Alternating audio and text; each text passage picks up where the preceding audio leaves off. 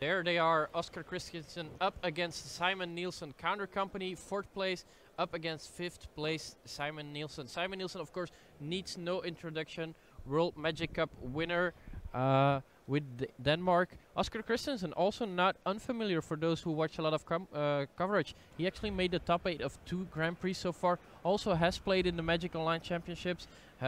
Has been slowly but surely building up a little resume. Doesn't have the Pro Tour finishes just yet, but who knows, with this qualification, qualifying him for Albuquerque, this will be a start of a blooming career. Who knows? Hi Marijn. Hello Simon, welcome back. I've swapped you for Rich Hagen, so I'm taking a different role as well. Good choice. Taking the different role or swapping you? Both. Both. Counter's Company against Titan Shift. We've talked about the other decks so far. What are these decks trying to accomplish, and who do you think is favorite?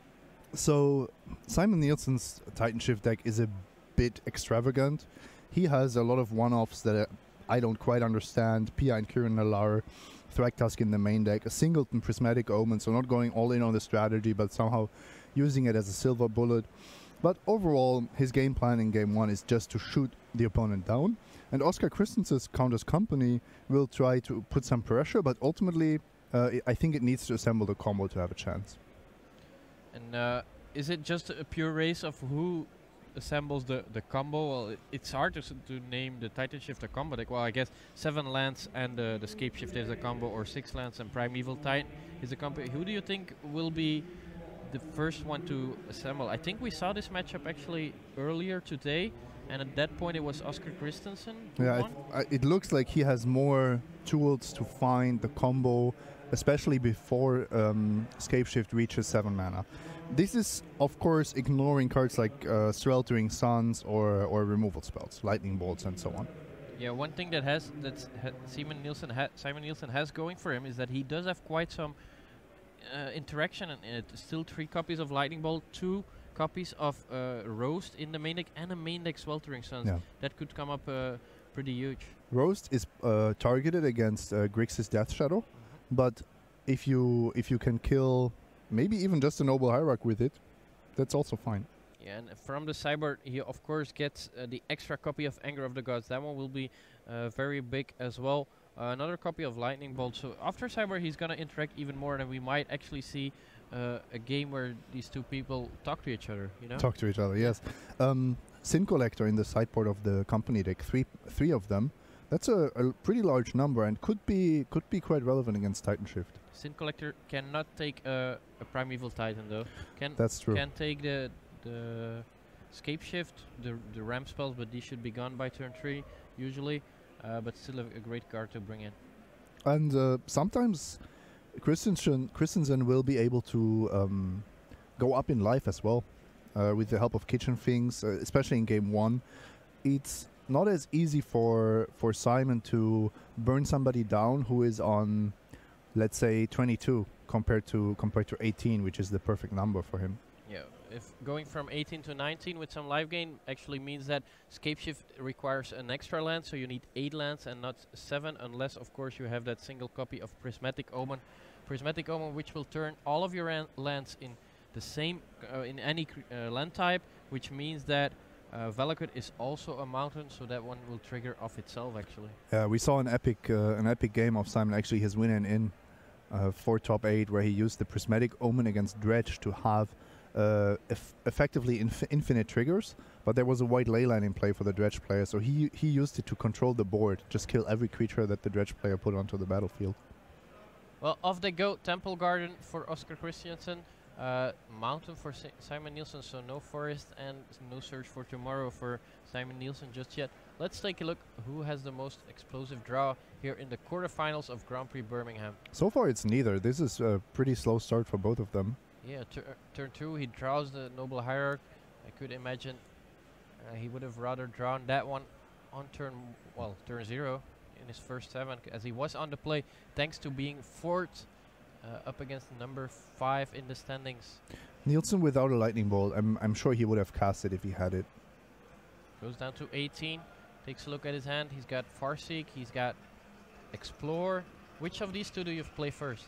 I think Farseek, if you're really looking for lands, and Nielsen is not really flooded here, so he needs to make sure that he hits his land drops. And there we see it. Farseek is indeed gonna get fired off. He gets to search for the shelter ticket, which is of course a mountain and a forest.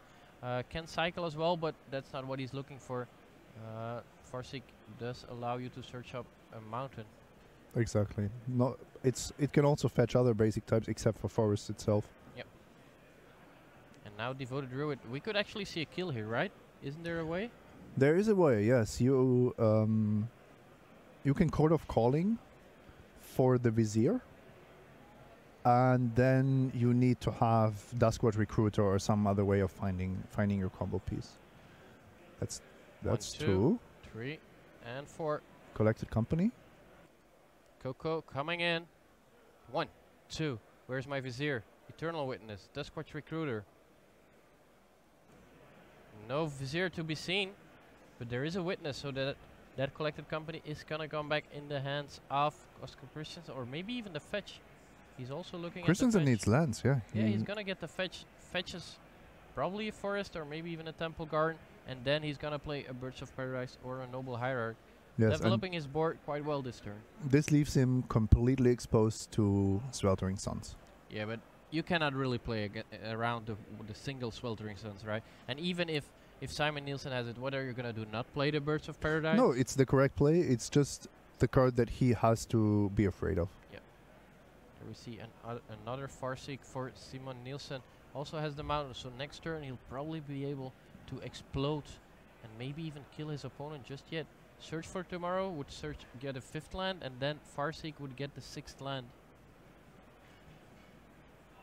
Because the land from Search for Tomorrow does come into play untapped. Yeah, that's a hugely relevant part of the card. That should be enough, right? His hand alone is represents a lethal scape shift. Not next turn, because he needs the 7th land. He gets to search one with Search for Tomorrow, one with Farseek, but is not holding. He needs to draw one with Explore. That would be game winning. Is he going for Explore here? I'd be surprised. No, he's tapping 3. So he's gonna start off with a Search for Tomorrow, and then we'll see, will he fire off Farseek or the Explore after that? There's the forest. No, Explore guarantees that you have the mana next turn, but after that he will have a tricky choice. Next turn, if he wants to explore for the potential win, or just play the safe Titan, play it safe with the Titan. But this will depend on what Christensen does in his turn, I'm sure. Let's take a look what Christensen does. Oscar looking to draw. I'm guessing just a Vizier. Vizier is then the game is just over. No Vizier just yet for Oscar. But he does draw the forest, so he's got some ways. Oscar can also activate the Duskwatch Recruiter if that's his best chance of finding the combo this turn. He knows he doesn't really have time. 1, 2, 3. Nope, a birds. No Vizier yet to be seen. He did see a lot of cards yet, but still no Vizier for Oscar Christensen. Yeah, now his window is closing. 1, 2, 3 more mana. Eternal Witness, get back the Collected Company, yeah. A land is game, that's a land. There we have it, land number 7. Scape shift from Simon Nielsen, game number 1 is going to Simon Nielsen. He's just gonna go through the motions. How does this work, Simon? You have 7 lands in play, you sacrifice all of them, and you get a Valakut and 6 mountains. And every mountain sees the 5 other ones. So you get 6 triggers of 3 damage each, which is exactly 18, and with your opponent on 16, that's actually lethal. And it doesn't matter which mountains you choose, you just have to find 6 in your deck, and that's sufficient. Yeah, and because of the printing of Cinderglade, this is actually not a problem anymore for the Valakut decks. Before it used to be a little bit of a problem that you can't really, that sometimes you just didn't have enough mountains left in your deck, but this version actually has quite a big number of mountains. 6 mountains, 1 shelter ticket, 4 stomping ground, and 3 Cinderglade, so that's a lot of mountains. Exactly. While these players are gonna cyber, and I'm sure Oscar Christensen is gonna take a look at his cyber, we're gonna take a look at George Channing up against Alberto Galicia. Dead Shadow against Abs and Midrange. Rich asked me, who do you think is favored in this matchup? I told him I think Abs and Midrange is favored. Do you agree with that? Yes, it's one of the reasons that Abzan is getting more popular again is that you can actually beat Grixis Death Shadow. Not easily, but you have the tools to beat it. You're not scared of the matchup like other decks. Dead Shadow is an 8, 13 minus 5. Let's take a look. He's gonna first remove the Dead Shadow, bump his Scavenging Ooze to a 3/3. Of course, still not big enough to block that Dead Shadow. Gets him for 8. Alberto goes down to 6. One more hit from the Dead Shadow will mean George Channing wins the game. Unless he can gain enough life, of course, with his Scavenging Ooze. Are there more creatures in the graveyard? There is a Snapcaster Mage. He goes back up to 7. Or 8 maybe. Yes, according to the life pad of Channing, it's actually 8. So he's at 8, but there's still the 8/8 Dead Shadow. He does have 2 blockers if he wants to. Does he also have more blockers in his hand? Now, George is actually in a really nice position because his creature threatens lethal. At the same time, the opponent's creatures are not even on a turn, not even threatening a 2-turn clock. Yeah, getting in there for 2. There is another creature, so that Scavenging Ooze is actually quite a relevant draw. Although, do you still... Because if he attacks, if Alberto attacks, it means that that Shadow will grow again. And then the Scavenging Ooze life gain won't be enough to survive. No, I think that's exactly the point. There is a polluted delta, so you are priced into trump blocking anyway. I don't think I would attack with both spirits. Both spirits is definitely too aggressive. One of them I can see. So you take 1, George, go down to 4. Let's take a look if Alberto can find the resources he needs to deal that final 4 damage. George Channing draws a fatal push for him. Good thing Alberto didn't attack with both of his spirits. He's gonna jump with 1. Stay at a healthy 9 life. Well, how healthy is 9 if your opponent has a very big creature? Not really healthy. Channing drew a removal spell as well, so that Scavenging Ooze will die. Ooh, we're seeing that's aggressive, Alberto. Oh, but it's a lethal attack if it works out. So yeah, that makes a lot of sense. But I don't think George would have attacked had he had nothing. He would have just stayed back with his Dead Shadow. But there we see an attack with both. Fatal push on the Scavenging Ooze. An attack with the Ooze itself would have been enough, because it was also threatening to grow to lethal size. But this now depends on what Galicia is holding. Does he have a way to get rid of the Dead Shadow? Does he have another blocker? George is going down to 3. Lingering Souls would be one of the best cards here. Another Ooze. How many Oozes are in Alberto's deck? And another blocker in the form of Grim Flayer. 3 Grim Flayer, 3 Scavenging Ooze in the main deck of Alberto Galicia. That's quite a lot, right? Yeah, that's a lot. He is, I think, very close to lethal here, because Channing, if he attacks, is facing lethal after a chump block, and if he doesn't attack, is also facing lethal. And now it's more about his bluff potential. Another polluted delta from the top. That's land number 9. That's quite a lot. This Grixis Dead Shadow doesn't run that many lands. Also has a lot of ways to filter out lands in the form of Serum Visions and stuff like that. So drawing so many is actually is very unfortunate. Yes, he kept 2 polluted deltas in his hand. And now Alberto knows what's up. Maelstrom Pulse on the Dead Shadow and an attack for enough. There we have it. Game number 1 to Alberto Galicia. Abs and midrange looking good against Grixis Dead Shadow. These players are also going to reach for their cyber. And I'm guessing we're going to move back to our main table. Simon Nielsen, who's up against, of course, Oscar Christensen. But they're still shuffling. We might see some mulligans in this game. Yeah, or the players just took a long time reading the deck lists, sideboarding. I don't know. It's always possible. Yeah, you say reading the deck list. Of course, in the top 8, players have the opportunity to take a look at their opponent's deck list, because as we want to treat you guys as good as possible, we just give out the deck list on the website. Then of course we have to do the same with the players, because otherwise they would just take a look on the website. What is Oscar Christensen looking to bring in against Titan Shift? His cyber has Dusk Down, Eidolon of Rhetoric, Kataki, Limvala, Ors of Pontiff, Path to Exile, Kazali Pridemate, Selfless Spirit, Sigarda, and Sin Collector. Not that many great cards to bring in, right? No, I don't like most of these cards. They are intended for other matchups, and there they are quite powerful. Like I said, would bring in the 3 Sin Collectors, not because it's an amazing card, but it's another interactive card, and this matchup is already it's hard to stop each other from going off. Yeah, and if we look at Simon Nielsen's cyber, what do we have there? Ancient Grudge, Beast Within, Nature's Claim, Obstinate Bela, Reclamation Sage, Relic of Progenitus, Traktusk, Witchbane. All don't seem very interesting. What is interesting probably is Anger of the Gods, Lightning Bolt, and a Spite Bellows. Spite Bellows, an interesting choice. What is that for exactly? I think I would guess it's kind of like the third rose that you just play Spite Bellows instead, but I don't know. We would have to ask Simon about that one. The Anger of the Gods, I think, is the most important card that he has, and the relics. It's difficult to say. The problem is this Counters Company deck can win without ever using the graveyard, and that's a big advantage compared to the old Melira style combo decks.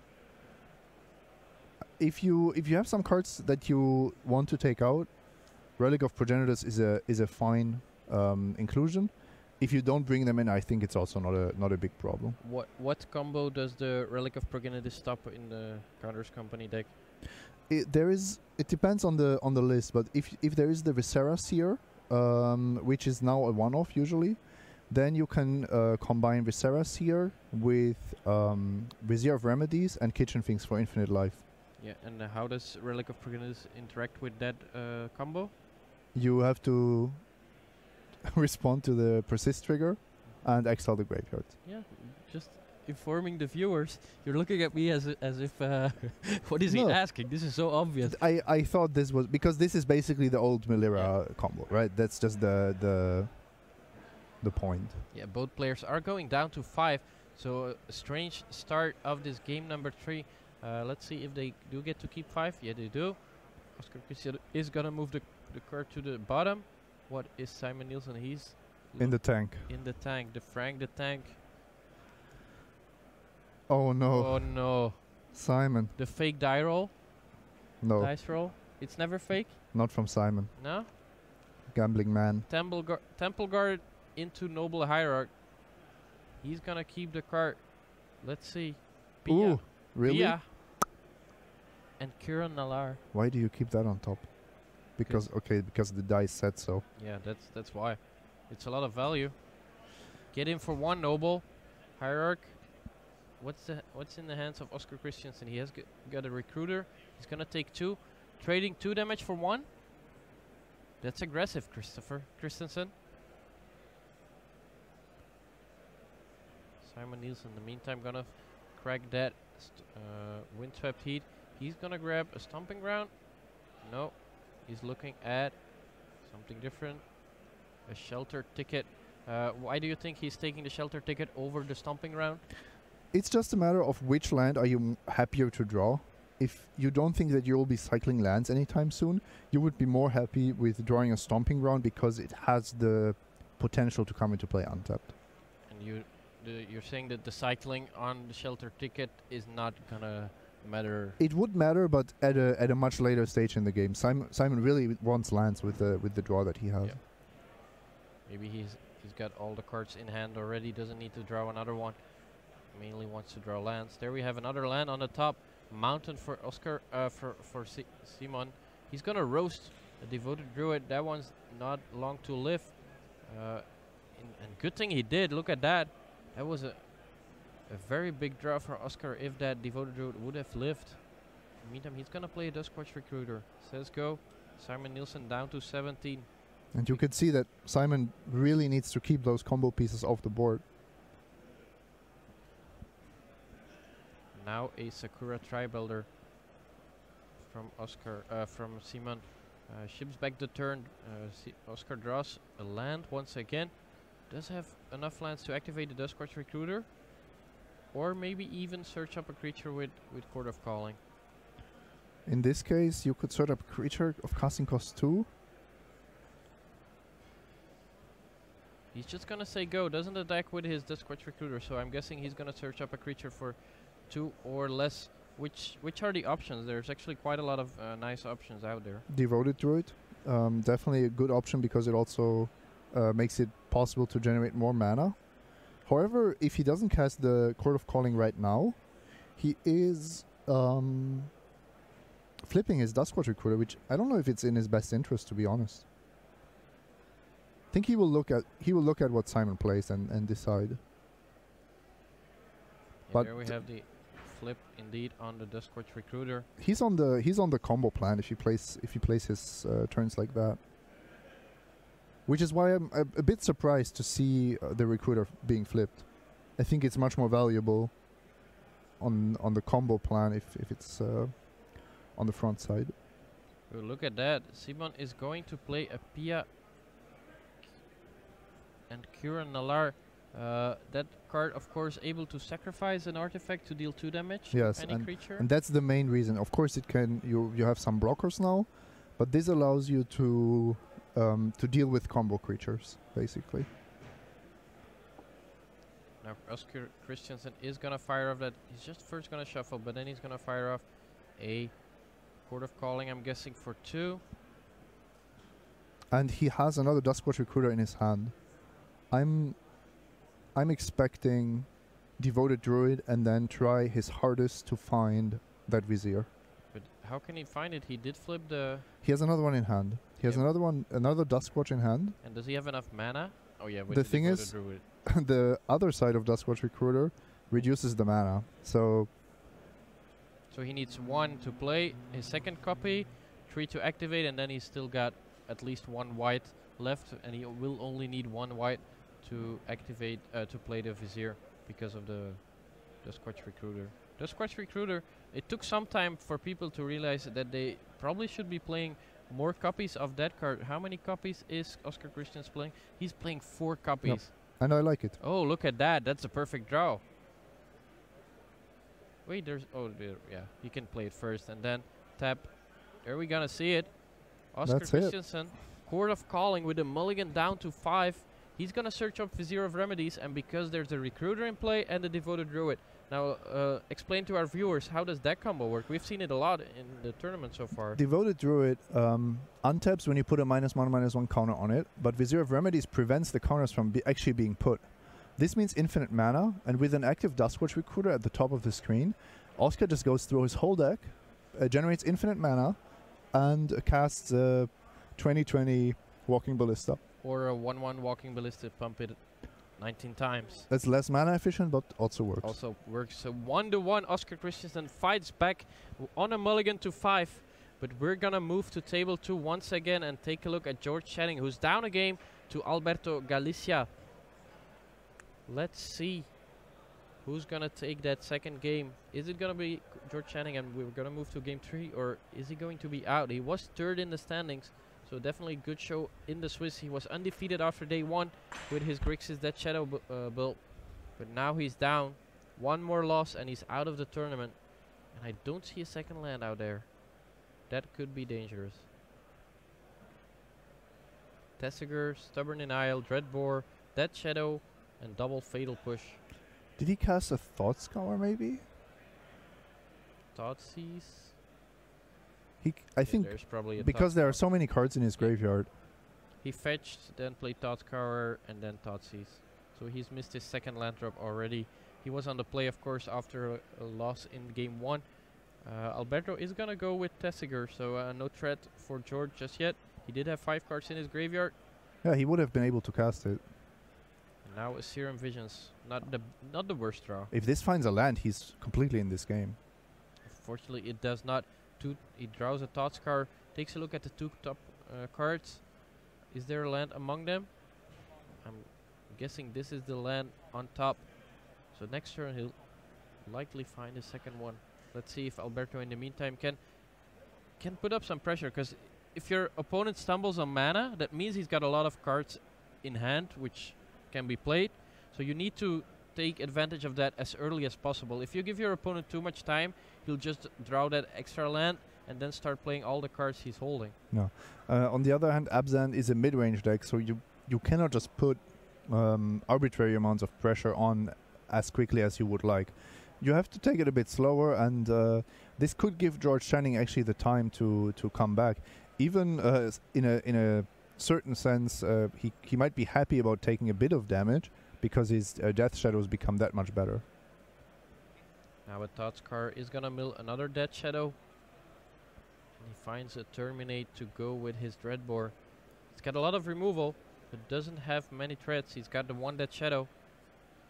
I'm a bit surprised to still see so many removal after Cyber, but I guess you do have to get rid of the Tarmogoyfs and the likes of Grimflayer and Scavenging Ooze. Yes, and Galicia plays a lot of these, so he has a lot of targets for spot removal. In Get the Spirits, now down to 13. Death Shadow now officially a 0/0 creature. Flashback Lingering Souls.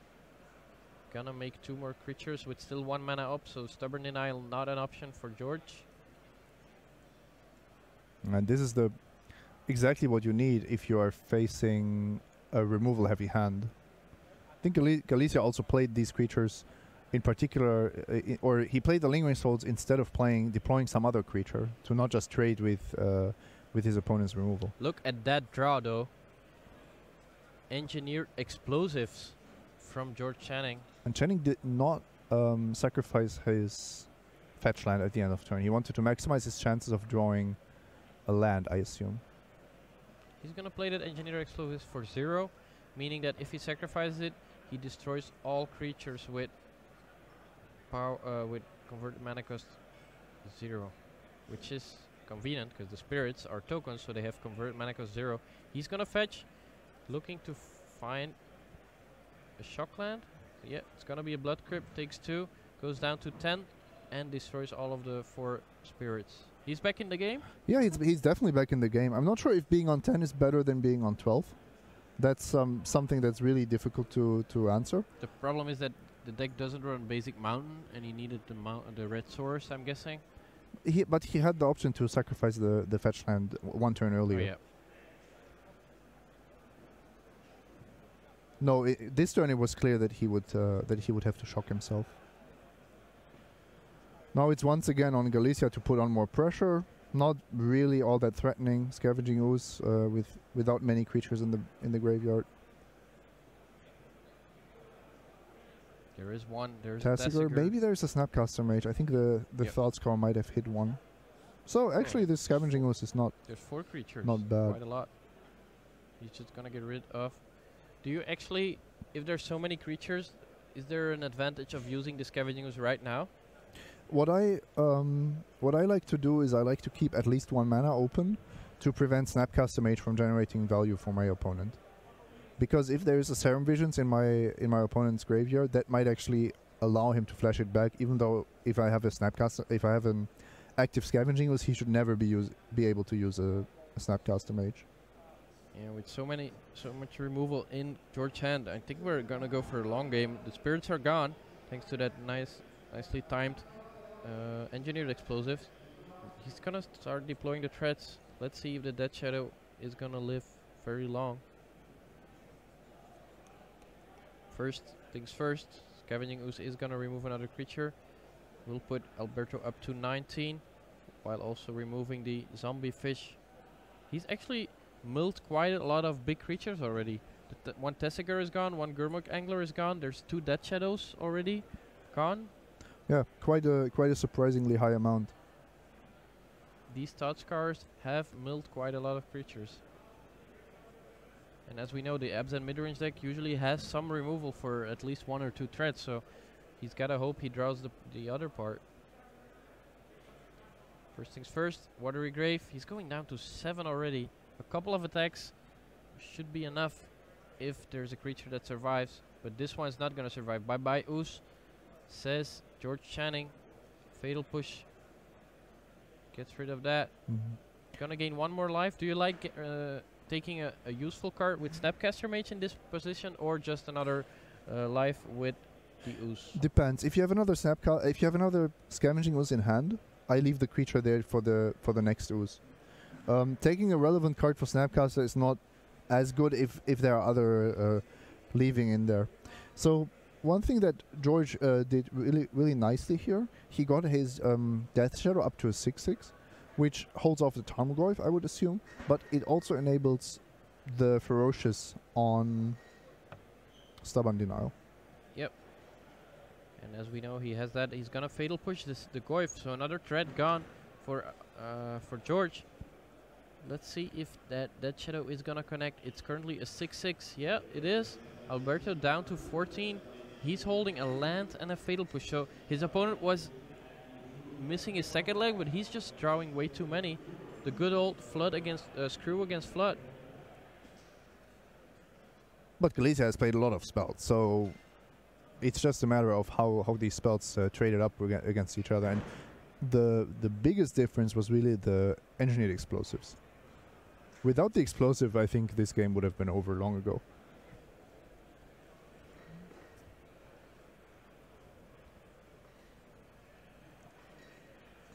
Now with Serum Visions, one card on the top, one card on the bottom. He did draw another threat, the Zombie Fish. All them while that Shadow is still getting in there. Alberto down to 8. Gurmuk Angler. Let's remove some more cards. Engineered Explosives is the easy remove, because it's no instant or sorcery which you can get back with Snapcaster Mage, and actually an extra card type for his opponent's Tarmogoyf. He's gonna try and get rid of as many card types as possible. Maybe even want to get rid of the creatures so that your opponent's Ooze is not that good.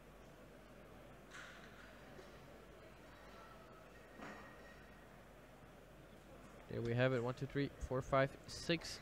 1 mana 5/5. No other abilities. A vanilla 5/5, but still pretty strong. Alberto is gonna untap. Can he find something to pull the game back where he wants it to be? Marsh Flats. I believe he still has the Fatal Push, which he has not pulled the trigger on.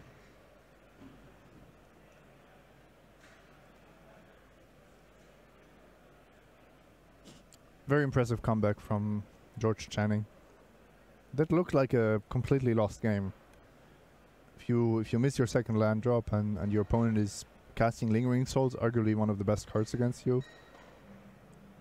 Yeah, the Lingering Souls is George actually sideboarding a lot of cards against that particular card? Because I could see a couple of, one Izzet Staticaster and one Engineered Explosives and 2 Kozilek's Return.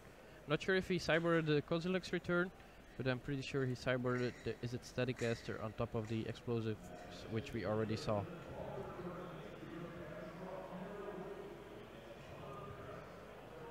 Fatal Push on that Shadow.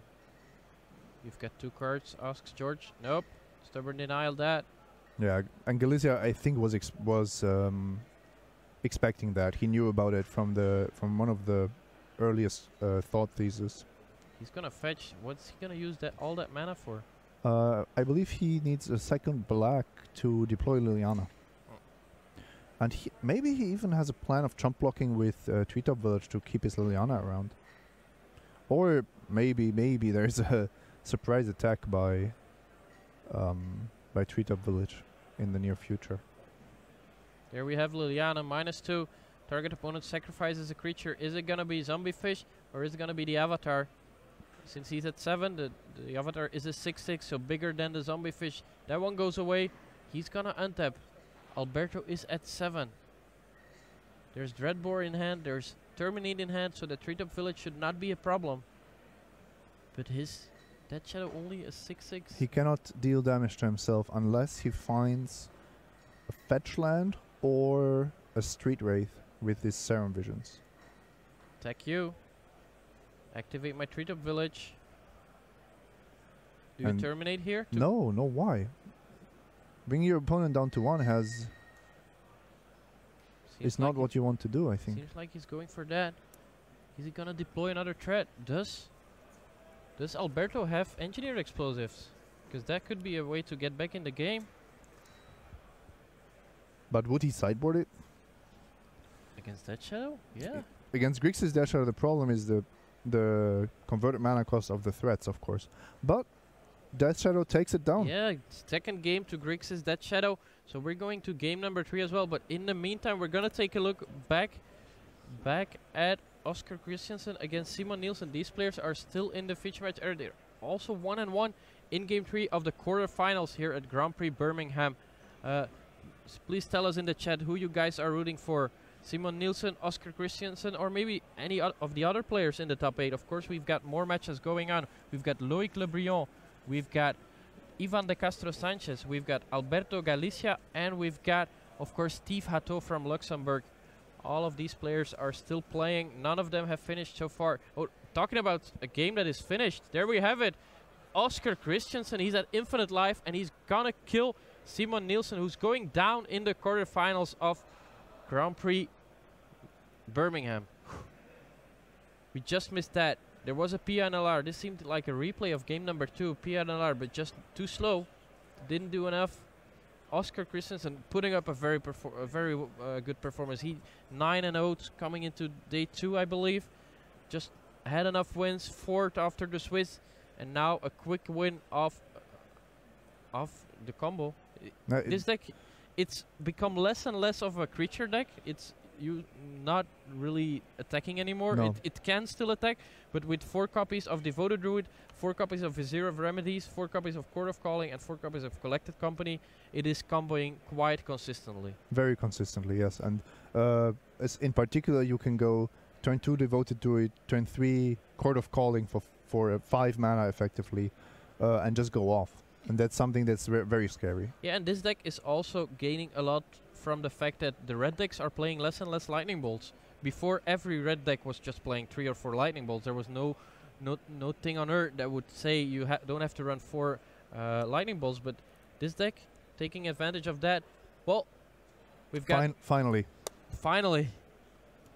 At least it's already 1-1. We would expect this is game number 1, but no. There we have it. Game number 3 already, and Leyline of Sanctity is a big problem for the black-green rock deck. Yes.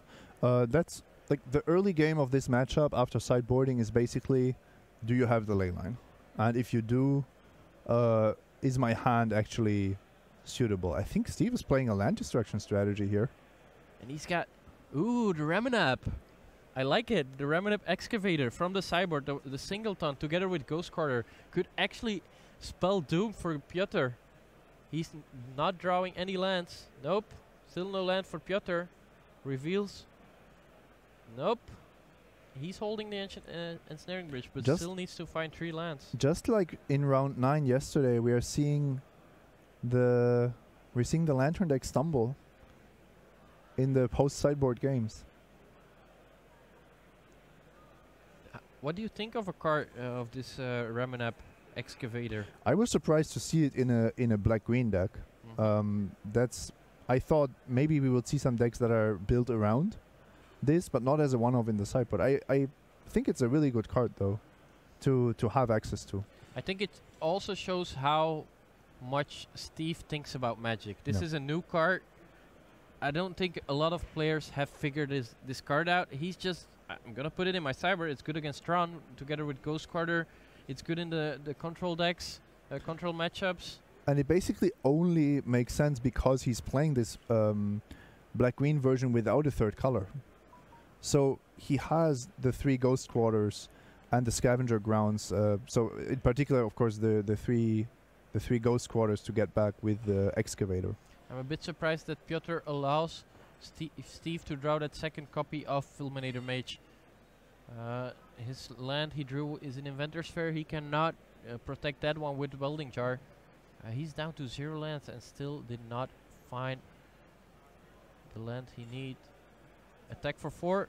Piotr down to 16. Steve is gonna add another creature to the board, another 2/2. I think Piotr is in trouble here. Yes, and Steve is smartly just keeping those fetch lands on the battlefield, which means that if there's ever the lantern lock hitting him, he can shuffle his deck to make sure that he might be drawing into outs. There we see Piotr did draw a basic swamp, so the Fulminator Mage is not gonna be able to destroy that one. He will need to find two more, one more basic, and then he can play the Inventor's Fair as a third land, and that would allow him to play the Ensnaring Bridge. But we already see a Maelstrom Pulse ready for Steve Atto. I think this is too little too late. You have to assemble the lock much earlier. Lantern is essentially a prison deck. You want to deny your opponent all the resources that they would need to beat you. Interesting choice here for the Pithing Needle. I think Fulminator Mage and Verdant Catacombs are both valuable options. Steve is like, please don't touch my Verdant Catacombs. I don't think he really needs them. He's got enough lands already. And the Fulminator Mage seems to have quite some value. Although Piotr is at 12, I mean 3 attacks. He needs to find a Mox Opal here, right? Yes.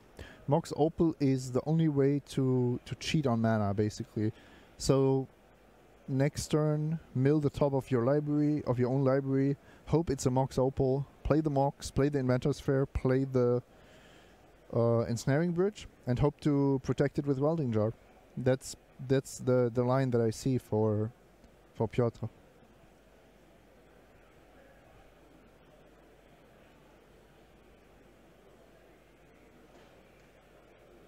He's got the Ensnaring Bridge, he's got the Inventor's Fair, so the second land he's taking a look. What is he thinking about?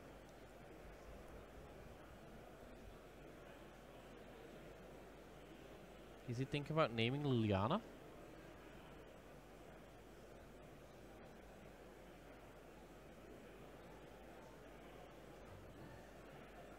Is he still thinking about that Pithing Needle? Is it gonna name Fulminator Mage, or is it gonna name Verdant Catacombs, or does he just want some more airtime?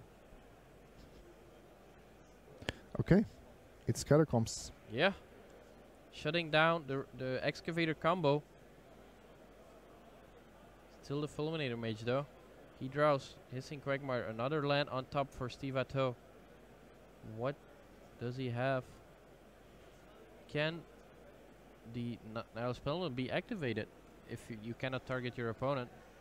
Or do you just activate yourself? That doesn't sound too exciting. So we don't have to figure it out? The most important part is that Piotr is at 12 with 6 power on the board and still have 1 land, of course. He really needs to find that Mox Opal next turn. He's got 1 draw, or maybe a second one if he sacrifices the lantern.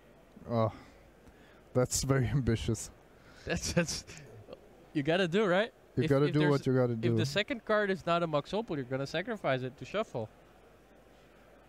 And Steve is just... Steve could actually play the Maelstrom Pulse this turn on the Codex Shredder, but I think that would be a bit too ambitious.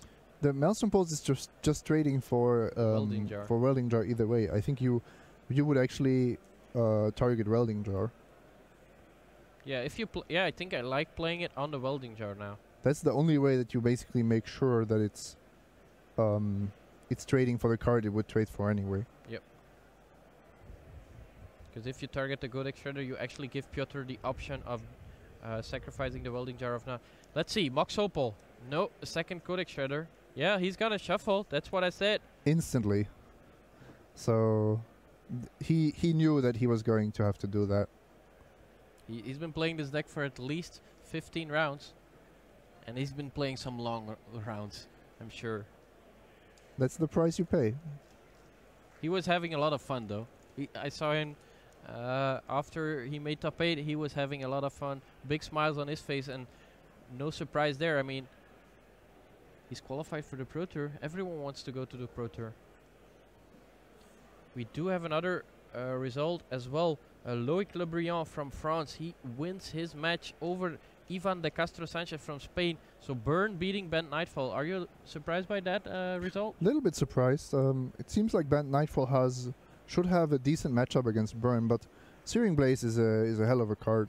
Yeah, and what do you think about Loic Le Briand's version, he is not running any Eidolon. He's playing 4 copies of Shrine of Burning Rage. I think it's genius. Is it? Yes, I think it's amazing. I want. I've been looking for non-Eidolon lists of Burn, and this to me is a really nice try. I don't know. No, I don't know if it's better or correct, but you have to keep innovating, and Loic did exactly that. In the meantime, Piotr did draw the Mox Opal, but he's playing the Ancient Stirrings. Why is he not just playing his land and playing the Ensnaring? Oh, he's got too many cards in hand. He needs to empty his hand. Which is almost impossible. He just did that. Ancient Stirrings into second Mox Opal. That's 1 card less. Legend Rule. Does he need to chain Ancient Stirrings into Mox Opal? Another one. Look at that. He needs to empty his hand. 1, 2, 3, 4, 5. That's why he was counting his hand. That's why he was counting his hand the turn before. He knew it already. This guy, he's been playing this. How many times did he have to go for one more time? Wow. It just shows how much of a master you have to be in Modern. You need to know your deck in and out. I mean, 99% of the players would have not thought about chaining Ancient Stirrings into Mox Opal, Ancient Stirrings into Mox Opal. Wow. A lot of respect for Piotr Glogowski. Despite losing this quarterfinals, he was fighting till the end. He did not give up despite on only 1 land. Of course, let's not forget Steve Atto from Luxembourg. I mean, there were 3 players from Luxembourg in the feature match last round. All 3 of them were playing for top 8. 2 of them lost, but Steve Atto, of course, master of Luxembourg. No one has ever doubted that. But we're gonna move back to George Channing up against Alberto Galicia. Grixis Death Shadow, Abs in mid-range. Is this a repeat of game number 2? George Channing down to 6 life, but Alberto has no threats, and it seems like no more cards in hand, maybe 1 card. And once again, Zombiefish and Avatar walking hand in hand. 2 spirits knocking on George's door. He's at 6. And the Engineered Explosives ready to destroy the spirits. He's just gonna say go. He played 2 of his creatures. Oh, there's 3 cards in hand. This member is gonna get rid of the zombie fish. That's 1 threat down. Do we have an answer for the second one? George is not holding Stubborn Deny. I think he would have used it there. Yep. And Alberto is still at a healthy 17 life. Also has the flashback from the Lingering Souls in the graveyard. But you don't want to flashback before those Engineered Explosives are gone. Would not be a very good idea. And Channing can actually take some more damage here. He doesn't have to pop the explosives, I believe. He is going to do it, but doesn't want to take 2 more. Why not? Making your Death Shadow that much larger, I think would have been good for his clock. Okay, he's holding Sculling Tarn. That's maybe an argument. I still prefer not popping the explosives there, just to have a more dynamic race. In the meantime, Alberto does find a 4th land. He's still got the Lingering Souls 2 card in hand, 2 cards or 1 card in hand. The Scalding Tarn for George not gonna be much of a help. Let's see if he's got the removal. Yeah, the last card in hand, actually a Maelstrom Pulse. So both players empty-handed. George at 6, Alberto at 15, but there is still the Lingering Souls. Yeah. Top card says George says go. Is the only Englishman in the top 8 going down in the quarterfinals. Lingering Souls from the graveyard. Gonna create two spirit. 3 attacks from these guys and it's over. Oh, that's a lot of time. That's a lot of time in Modern. 3 draws. 3 draws. Thought Scours, Snapcaster Mages, Serum Visions, Static Casters. Ooh, that would be quite a draw. Or just a big creature. Surgical. Is it on the Dead Shadow? Is that a card you consider sideboarding in against Dead Shadow? Surgical, no. But targeting the Death Shadow here is definitely correct. It's the scariest card, I think. Or you wait till you get to counter a Snapcaster Mage. That's actually an interesting question. Alberto did not wait until the draw step, right? No. Of course, when you play cards like Surgical Extraction, it is often the better choice to let your opponent draw first, Unless you're targeting an instant, of course. But if you're targeting a creature, you would rather have your opponent draw a copy of that creature and then be able to Surgical Extraction it away from your opponent's hand. George Channing, he's just drawing lands. Air for George. Goes down to 4. 2 more turns.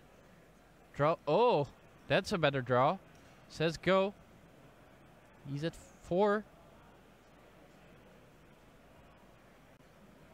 He's picking up his lands. Gonna play that Snapcaster Mage. What is he gonna target? Snapcaster Mage. Target my Fatal Push. He couldn't he play a land so that he could actually Colligan's Command?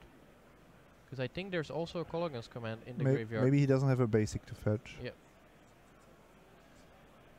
Or he just didn't want to take that extra damage. That's also entirely possible.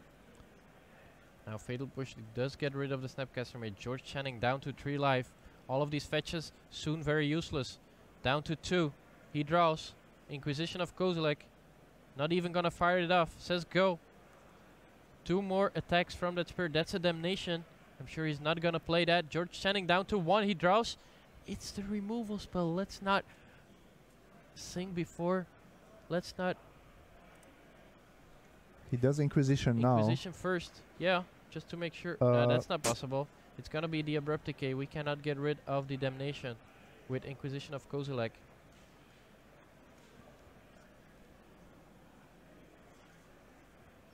What a close Spirit. He's at 1. He doesn't have any more Death Shadow. Oh, mamma mia! Another Lingering Soul for Alberto. That's what he was looking for. Not even needed to flash it back.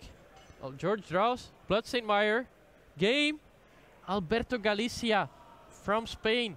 2-1 against George Channing. That's our last Grixis Death Shadow deck down in the quarterfinals of Grand Prix Birmingham. What a performance by Alberto. That was a very close game, but I think in the end he was just favored from the beginning in this matchup, right? Yes, but the games were still extremely close. I think it could have